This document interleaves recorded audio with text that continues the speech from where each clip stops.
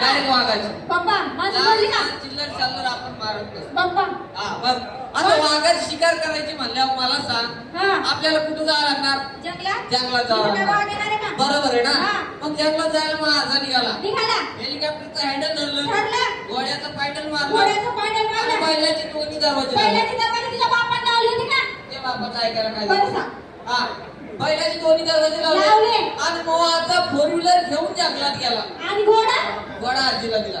जाऊ दे. जसा आता जंगलात पोहोचला तसा वाघ पुढे शूटिंग काढत होता.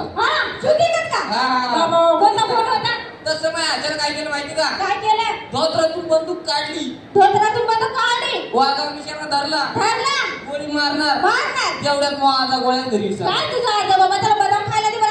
दे. तसं मग आता पळत पळत घरी आला. आजीला म्हणाला अरे माझ्या आजीची डार्लिंग या बरं तुझ्या आजीची डार्लिंग बाबा. डार्लिंग घोड्याचे संडासच्या बाई नीट हा बरं कशाच्या शिकारीच्या गोळ्या.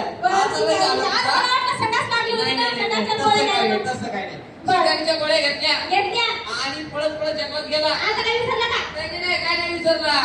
वाघ तसाच बसलेला होता. शूटिंग काढत होता. शूटिंग काढत होता. शूटिंग चालू होता. तसं मग आचार काय केलं माहिती का? काय केलं? बंदूक काढली, वाघा मिशाला धरला. काय लाड थांबलेला की वाघ? अरे मित्रा वाघ काय केला मग असं केलं. काय तुझा आजा बाबा?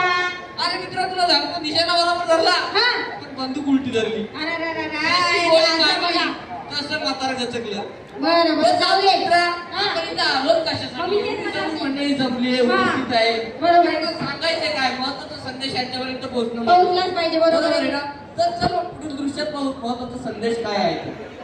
सुरेखा अगे सुरेखा बोल ना बाई. अगं कुठे गेलतीस बाई?